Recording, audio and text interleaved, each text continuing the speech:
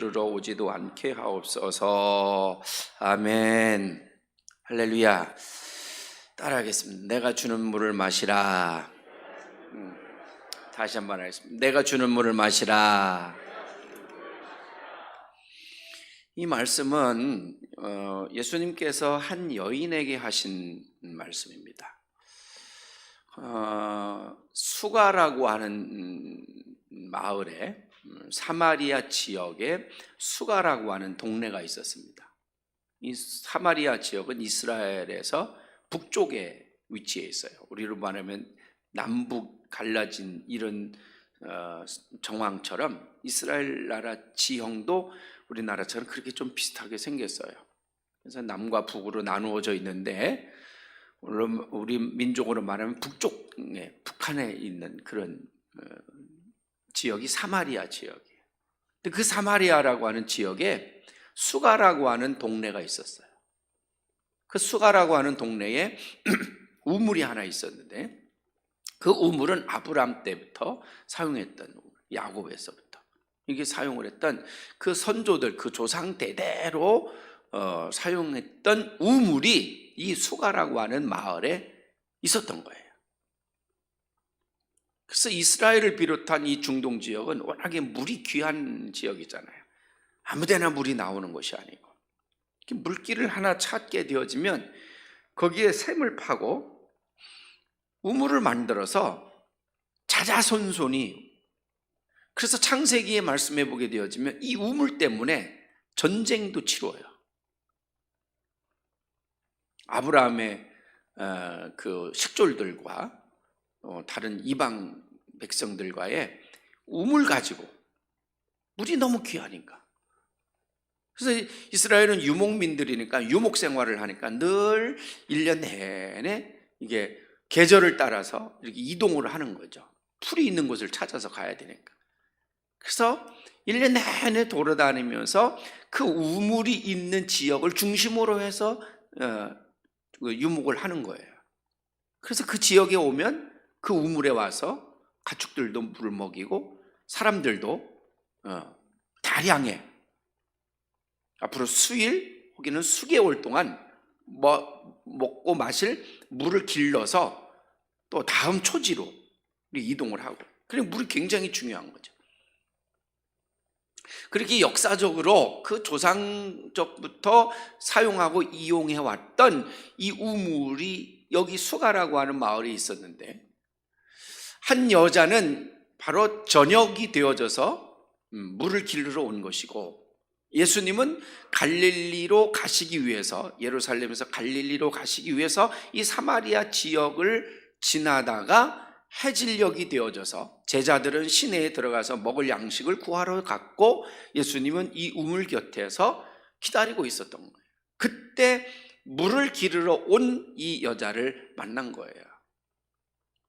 그 자리에서 예수님이 물을 기르러 온 그 여인에게 예수님이 이렇게 말씀하신 거예요. 다시 하겠습니다. 내가 주는 물을 마시라. 할렐루야.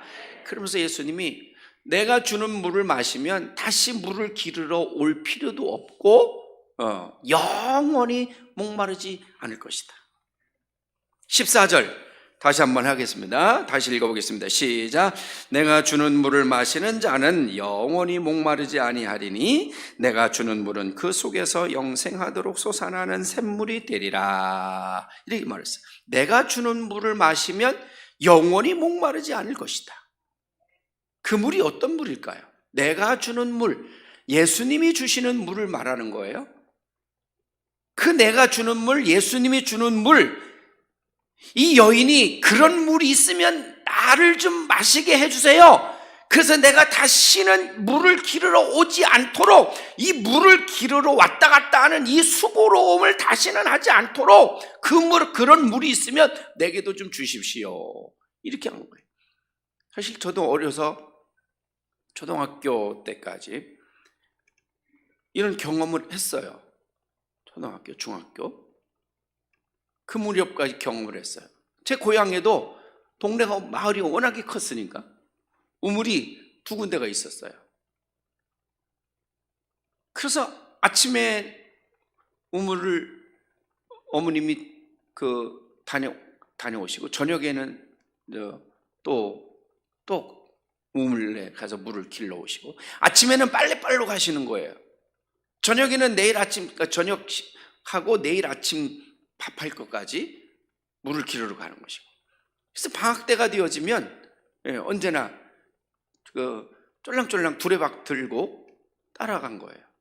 그래서 이거 두레박 물 이거 끌어올려 주느라고 빨래 하시면 그거 조금이라도 나눠가지고 그래가지고서 들고 오고, 하면 뭐 양동이가 작은 거라도 뭐라도 그릇을 가지고 가서 물 한 대박이라도 더 가지고 이렇게. 근데 그게 여름철이나 봄철 날씨가 따뜻한 계절에는 그 시간이 뭐 하는 시기냐면 친구들 노는 시간이에요. 겨울에는 어때요? 방학이잖아. 그럼 겨울에 이 추위에 요즘같이 여러분 이렇게 영하 막 7도, 8도, 10도까지 막 내려가면 말이죠. 어떻게 해요? 두레박 가지고 가면서 늘어붙어. 물 끌어올려서 물 이렇게 퍼가지고 그 샘 바닥에 이렇게 놓으면 살얼음이 살살살 얼을 정도로, 그렇게 추운 겨울에도 졸졸 따라가서 거기서 빨래하는 거 물 길러드리고, 물 길러가지고 집으로 올 때는 한 대박이라도 들고 그리고. 그래서 그거를 이 이야기를 그래서 너무 잘 이해를 해요. 우물가에서 예수님이 이 여자를 만났다고 하는 이 이야기를 너무나 잘 이해를. 자, 그런데 이 여인이 그렇게 말하잖아요. 어떻게 해요? 그런 물을 내게 주세요. 그리고 내가 다시 물을 기르러 오지 않도록 해주세요. 이렇게 말을 하잖아요.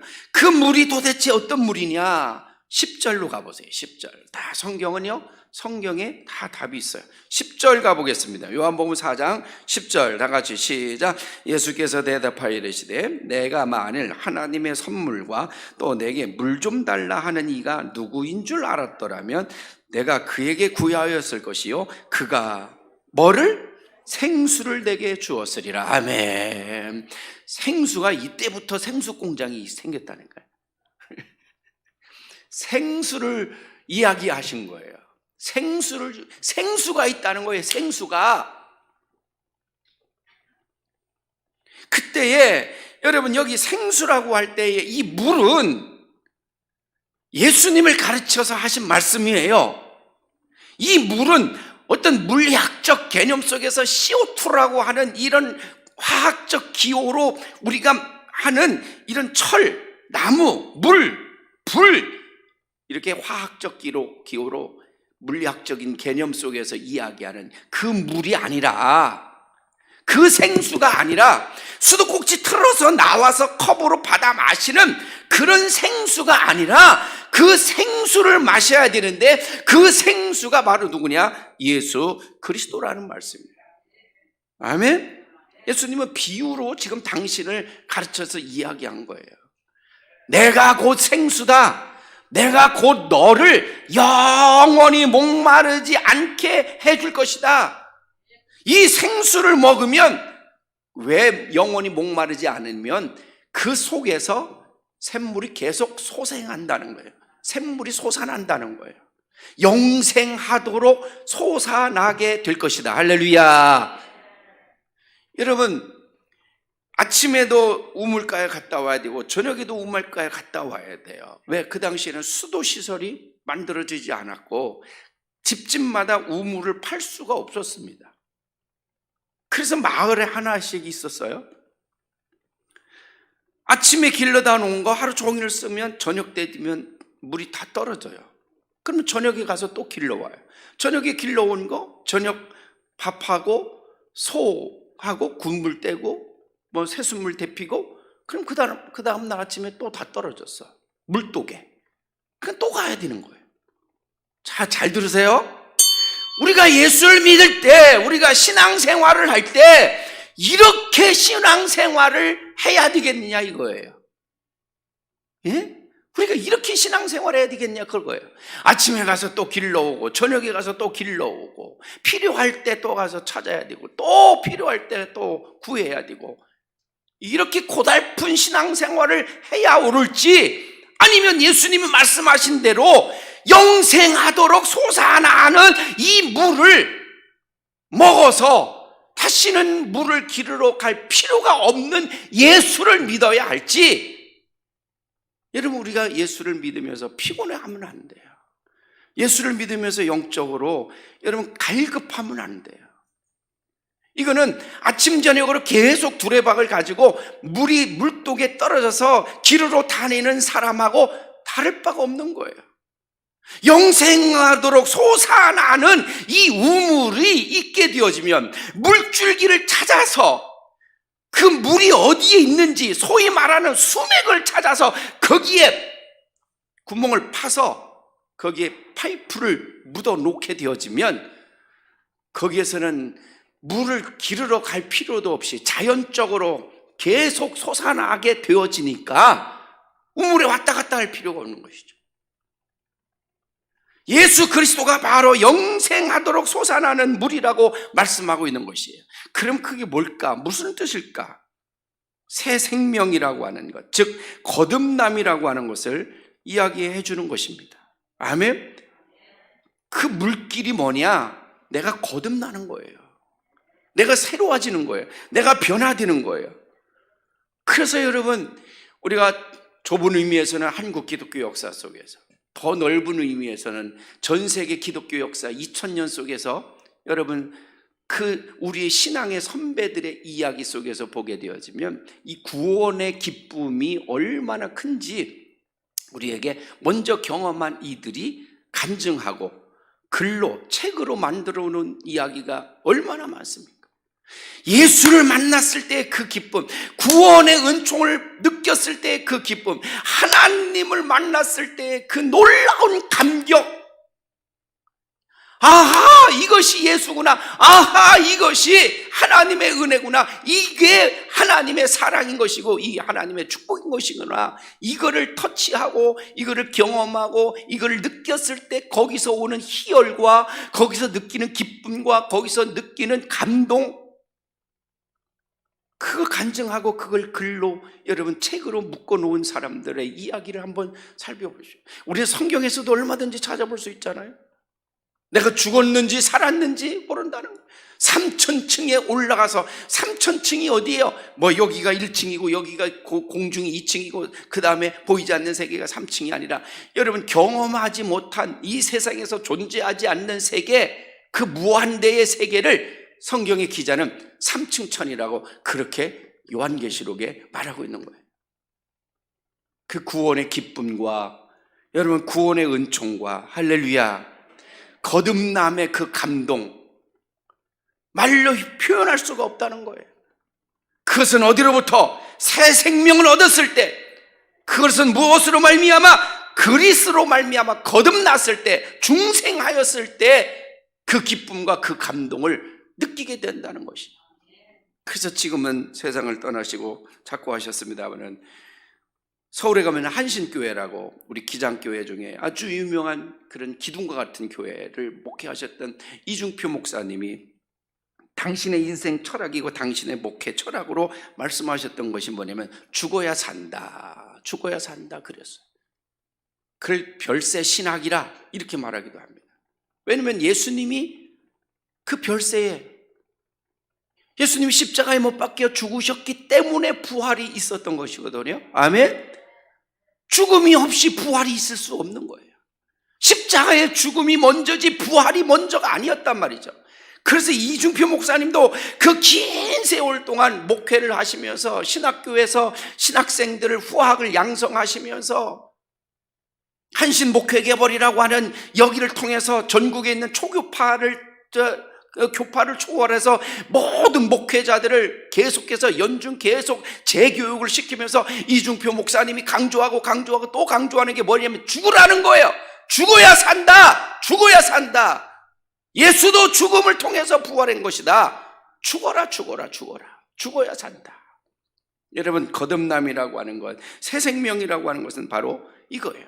내 자신의 자아가 죽어지고 내 혈기가 죽어지고 육신의 정욕에 이끌려 사는 것이 죽어지고 세상 삶의 중심이었던 것이 죽어지고 모든 것이 다 죽어지는 거예요.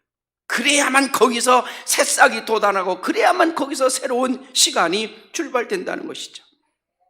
주님은 이 여인에게 이렇게 말했어요.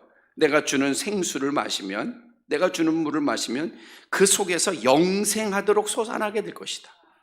도대체 영생하도록 솟아난다는 말이 어떤 범위인가? 인간의 욕구가 충족되었다는 뜻이에요. 인간이 원하는 것을 소유했다는 것입니다. 인간이 뜻하는 것을 이루었다는 것입니다. 이게 바로 영생하도록 솟아나오는 생수예요. 목마르지 않는 거예요. 갈증을 느끼지 않는 겁니다. 그렇다는 얘기는 뭐예요? 욕구가 충족되었다는 얘기잖아요. 내가 원하는 것을 가졌다는 얘기잖아요. 내가 뜻하는 것을 이루었다는 거잖아요. 그러면 내가 갈증이 없고 갈급함이 없고 모자람이 없고 부족함이 없고 배고픔이 없고, 우리가 지금 목마르다고 하는 것, 내가 지금 배가 고프다고 하는 것은 나의 욕구가 충족됐다 안 됐다? 안 됐다는 뜻이에요. 내가 지금 목마르다, 내가 지금 배가 고프다, 그것은 결국은 내 욕구가 아직 충족이 되지 않았다, 이런 뜻과 마찬가지예요. 결국 영생하도록 솟아날 것이다 라고 하는 이 말씀은 내적으로 채워졌다는 뜻입니다. 그렇게 된다면 인간은 더 필요한 것을 요구하지 않게 될 것이라는 겁니다. 내적으로 채워지면, 내적으로 가득 채워지면, 내적으로 온전히 채워지면 외적으로 채워지지 아니한 것들, 그것이 그렇게 중요하게 받아들여지지가 않게 된다는 것이 내적으로 채워지면. 왜냐? 인간은 영에 속하였고 인간은 영적인 존재이기 때문에 그런 것입니다. 내가 지금 현재 남과 비교해서 비록 좀 가난하다고 할지라도, 내가 지금 다른 사람들과 비교해서 병이 들어서 내 몸이 아픈 가운데 있을지라도, 우리 학생들 같으면, 대학생들 같으면, 공부하는 우리 자녀들 같으면 그렇게 부지런히 그렇게 최선을 다해서 공부를 했지만 비록 성적이 내가 생각하는 것만큼 채워지지 못했다고 할지라도, 성적이 좀 떨어졌다고 할지라도, 다른 친구들에 대해서 조금 성적이 뒤처졌다고 할지라도, 아니면 직장에서 승진할 기회에 그 승진할 기회를 놓쳐가지고 승진이 뒤로 조금 밀렸다고 할지라도, 요즘 같으면 여러분 그 수백 배씩 그냥 자고 일어나면 껑충껑충 뛰어오르는 주식 한 주 내가 가진 게 없다고 할지라도, 엊그저께도 신문에 보니까 어떤 주식은 400 몇십 배가 뛰었다는 거예요, 작년에 비해서. 세상에, 저하고 여러분은 주식이 뭔지 모르니까 놀라지도 않으시는 게요. 400배가 뛴 주식이 있어요? 이름도 없는 주식이. 놀랍지 않습니까? 그런 주식을 약 한 1000주, 만주 가지고 있었어 봐요. 아이고, 얼마나 좋겠어요. 그러나 내적으로 우리의 욕구가 완전히 충족이 되어지면, 그런 주식 한 주 가지고 있지 못하다고 할지라도, 저 서울의 강남에 평당 수억씩, 수십억씩 가는 그러한 아파트 한 채가 여러분 없다고 할지라도, 내적으로 채워져 있으면 두렵지 않다는 거예요. 그런 거 가지고 있지 않다고 할지라도 조바심 나지 않고 근심되거나 걱정되어지지 않는다는 것입니다. 뭐가요? 내적으로 채워지면, 영원히 목마르지 않고 영생하도록 솟아나는 그 생수이신 예수 그리스도가 우리 안에 계시면, 그 예수님을 만남으로 말미암아 그 예수 그리스도가 우리 안에 온전히 만남, 이 역사가 이루어지게 되어지면 그 외적인 것들이 채워지지 않아도 그렇게 중요하게 여겨지지를 않는다는 것입니다. 어떻게 그런 삶을 살 수 있을까? 다시 한번 따라하겠습니다. 내가 주는 물을 마시라. 네. 주님이 주시는 물을 마시면 이렇게 된다는 것이에요. 네? 그럼 주님이 주시는 물을 마신다고 하는 것은 어떤 뜻이냐? 바로 예수 그리스도에게 완전히 순복한 상태를 말합니다. 더 쉽게 말하면 오직 믿음으로 사는 사람. 따라해보세요. 오직 믿음, 오직 예수. 더도 말고 덜도 말고 1년만 오직 믿음, 오직 예수에 미쳐보라는 거예요. 이건 내 얘기가 아니에요. 미국에 여러분 유명한 목사님이 계십니다. 데이비드 플랫이라고 하는 이 목사님인데, 미국에서 수천 수만 명의 목회를 하고 계시는 목사님입니다. 이 목사님은 당신이 목회하는 교회에서 실질적으로 실험을 해서 그 실험을 통해서 얻은 결과를 가지고 책을 냈어요. 그 책 이름이 바로 뭐냐면 레디컬이라고 하는 책이에요. 두란노라고 하는 출판사에서 나왔는데, 여러분 우리 젊은 우리 성도분들은 꼭 한번 이 책을 읽어보세요. 오늘 이 시대가 어떤 시대이며, 이 시대 속에서 교회가 왜 비판을 받으며, 그리스도인들이 왜 세상에서 이렇게 비난의 대상이 되며, 그래서 앞으로 교회가 어떻게 가야 될 것이며, 교회는 세상을 향해서 어떤 변화를 가져다 줘야 되느냐, 이런 내용들을 기록하면서 당신 교회에서 당신 교회 교인들을 상대로 해서 직접 1년간 실험, 테스트를 해가지고서 얻어온 그 결과를 여러분 책으로 묶어놓은 게 레디컬이라고 하는 이 책입니다. 제가 금요일 날 저녁에 제가 부목사님을 시켜가지고 제가 설교 준비를 하다가 이 책에 대한 그 소개를 제가 봤습니다. 설교 준비를 하다가. 그래서 퇴근을 하셨는데, 이 밤에 봐야 돼. 금요일 날 밤에 이 책을 봐야만 설교를 마무리를 지을 수 있는 거예요.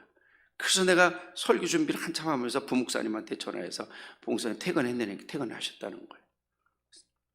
그래서 내가 갔다 오기는 그렇고, 그래서 미안하고 송구하고 죄송한데 나 심부름 좀 하나만 꼭 해줬으면 좋겠다고. 그때는 뭐냐고. 당연히 해야죠. 그래서 지금 빨리 서점에 가서 이 책 좀 빨리 좀 사다 달라고. 그래서 금요일날 퇴근하고 그 밤중에 가서 서점에 가서 부목사님이 책을 사가지고 와서 그날 밤에 제가 이 한 권을 다 읽었어요. 속독을 이제 조금 하거든요. 꼭 한번 여러분 이 책 사서 읽어보세요. 우리 젊으신 분들. 그래서 이 데이비드 플랫 목사님은 5가지를 제안을 했어요. 더도 말고 덜도 말고 1년만 당신들이 이렇게 생활해 보십시오. 그러면 반드시 변화가 올 것입니다. 이렇게 주장을 했어요. 이거는 당신 교회에서 실험을 한 거예요. 첫째, 전 세계를 위해서 기도하라. 아이고 너무 여러분 막막하잖아요. 세계를 위해서 여러분 기도 얼마나 하시나요? 우리는 간혹씩 생각을 하면서 세계와 나와 무슨 관계가 있다고. 아니 내가 세계를 위해서 기도한들 내 기도가 뭐 그렇게 대단하겠느냐고, 이런 생각, 이런 의문점 혹시 갖지 않나요? 그러나 그렇지 않아요. 나 한 사람이 온 세계를 위해서 기도한다는 것은 대단한 일이에요. 왜? 세계는 하나님의 품속이니까. 온 세계는 하나님의 세상이요, 이 세계 안에 존재하는 모든 인류는 다 하나님의 거룩한 생명들이라, 이런 말이죠. 그런데 그 생명들 가운데 여러분 가난 때문에 1년에 수십만 명이 굶어 죽어가고 있어요. 가난 때문에 먹지 못해서 굶어 죽어가는 인구가 1년에 수십만 명이라는. 전쟁 때문에 죽는 영혼들이, 생명들이 얼마나 많습니까? 그런가 하면 코로나19 이런 전염병, 여러분 우리는 감기 같은 거 별거 아니지만 아프리카 여러분 이 정글숲에 여러분 이런 아직 후진국들은 여러분 이 감기를 못 이겨서 죽는 생명들이 지금도 여러분 1년에 수십만 명씩 돼요. 우리가 세계를 좀 시야를 좀 넓게 펴서 여기 내 발끝만 보지 말고 지금 저 산 너머도 좀 바라보면서 우리가 하나님 앞에 기도하라는 것이죠. 전 세계를 위해서 기도하라. 세계 복음화를 위해서, 가난한 민족을 위해서, 전쟁과 테러 속에 고통당하고 있는 이 땅의 이 인류, 온 세계의 평화를 위해서 온 인류가 공존하며 살아갈 수 있도록 세계를 위해서 기도하라. 두 번째, 말씀 전체를 샅샅이 읽어라. 말씀을 듬성듬성 읽지 말고 말씀을 샅샅이 뒤져가며 말씀을 읽으라는 거예요. 왜요? 말씀은 여러분 곧 그리스도의 성품을 닮아가는 거예요. 말씀은 곧 예수를 알아가는 거예요. 말씀을 통해서 그리스도의 성품을 닮아가고, 말씀을 통해서 그리스도의 인성을 닮아가고, 말씀을 통해서 우리가 깨닫고 회개하고 그곳에서 여러분 변화의 역사가 일어나기 때문에 예수 그리스도에게 1년 동안 온전히 순복하기 위해서는 말씀을 알아야 순복할 거 아니에요. 그래서 말씀을 샅샅이 뒤져 읽으라는 거예요. 세 번째, 의미 있는 곳에 쓰기 위해 재정을 희생해와라. 의미 있는 곳에요. 잘 들으세요. 의미 있는 곳에 쓰기 위해 재정을 희생해봐라. 무슨 말일까요? 여러분, 하나님이 우리에게 재물을 주셨어요? 물질을 주셨어요? 우리가 처음엔 태어날 때 가지고 왔나요? 부모로부터 물려받은 게 있을 수도 있고 없을 수도 있어요. 그러나 동일한 건 빈손으로 왔어요. 그래서 우리가 세상에서 먹고 마시고 입고 다 생활합니다. 그리고 마지막에 갈 때는 빈손으로 가는, 이건 뭐 온천하 모든 전 세계 사람들이 다 아는 그런 여러분 자연법칙이고 기본 진리 아닙니까? 빈손으로 왔다 빈손으로 가는 거. 기독교적 물질과는 바로 여기에요. 그것은 모두가 다 하나님의 것이다. 너에게 물질을 주고 재정을 주고 돈을 주고 경제력을 준 것은 그것을 가지고 축적시키고 그것을 착복하고 너 잘 먹고 잘 입고 잘 살고 그것이 아니라, 그것을 하나님이 우리에게 맡겨주신 것은 그것을 나누어 주라고 하나님이 우리에게 위임해 주신 것이다. 이게 기독교적 물질관이에요. 그렇기 때문에 가지고 있으면 안 돼요. 그걸 여러분 축적시키면 안 돼요. 그걸 착복하고 있으면 안 돼요. 항상 그것을 어떻게 나누라는 거예요. 주라는 거예요. 이게 바로 예수의 사상인 거예요. 내 이웃을 내 몸과 같이 사랑하라. 예? 가난한 자를 돌보라. 병든 자를 돌보라. 그래서 의미 있는 곳에 재정을 사용하라는 거예요.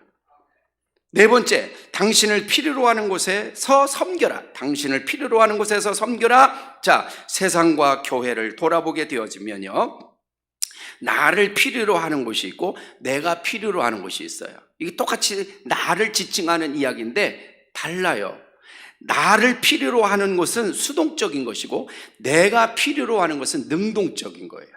그때에 이 데이비드 플랫 목사님은 나를 필요로 하는 수동적인 자세가 아니라 내가 필요로 하는 곳인 능동적인 것을 이야기해요. 그러니까 이 말은 무슨 말이냐면, 쉽게 하면 누가 나를 찾아와서 도와달라, 이것 좀 해달라, 부탁할 때를 기다리지 말라는 거예요. 내가 필요한 것이 어딘지 내가 찾아가라는 거예요. 내가 필요로 하는 곳을 내가 찾아서 가서 그 필요를 채워주라는 거예요. 적극적으로 하라는 거예요. 능동적으로 살으라는 거예요. 가만히 앉아서 콜이 올 때를 기다리는 것이 아니라, 가만히 앉아서 나를 불러줄 때를 기다리는 것이 아니라, 교회나 사회에서 내가 필요한 것이 어딘지, 내가 할 수 있는 일이 어디에 있는지, 내가 할 수 있는 능력과 재능을 어디에 갖다가 써야 되는지 적극적으로 나서서 일을 하라는 것입니다. 마지막 다섯 번째, 복음적인 교회에 헌신하라는 것입니다.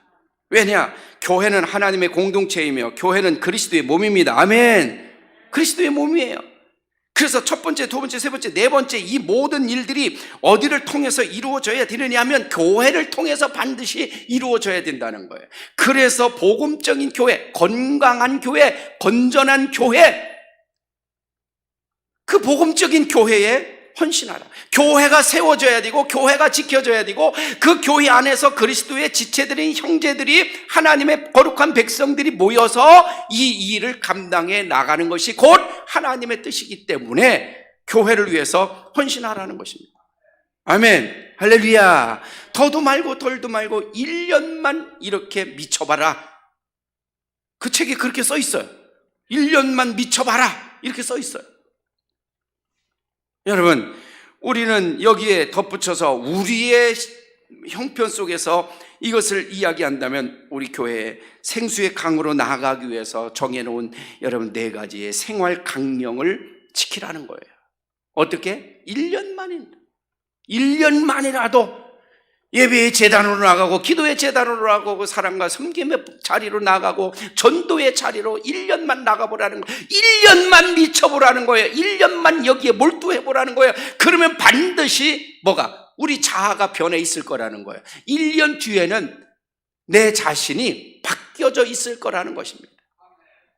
여러분 한번 도전해 보시기를 주의 이름으로 축원합니다. 반드시 변화가 있을 것이다. 언제? 1년 뒤에 돌아보면 반드시 새로운 모습으로 중생을 경험하게 될 것이라고 말씀하고 있습니다. 예수님은 우리에게 영생하는 샘물을 주시기를 원하고 계십니다. 사랑하는 여러분, 이 샘물을 받아 마시기를 주의 이름으로 축원합니다. 아침 저녁으로 두레박을 가지고 물을 길러 가는 그런 고달픈 신앙생활이 아니라 우리 속에서 영생하도록 솟아나는, 자동적으로 솟아나는 그러한 여러분 목마르지 아니하는 생수가, 그런 샘물이 여러분 마음속에 깊이 자리하기를 주의 이름으로 축원합니다. 기도하겠습니다. 하나님 아버지, 우리가 무엇 때문에 갈급해야 하며 무엇 때문에 하나님 아버지 몸부림쳐야 하는지, 내가 주는 물을 마시면 영생하도록 솟아나는 물이 되어져서 다시는 물을 기르러 오지 않아도 된다고 말씀하신 이 주님의 귀한 말씀을 우리 마음속에 받아들이면서 주여 우리의 마음속에 예수 그리스도를 온전히 모시게 하여 주셔서 참된 그리스도인으로 살아가게 하여 주시옵소서. 예수님의 이름으로 기도하옵나이다. 아멘. 503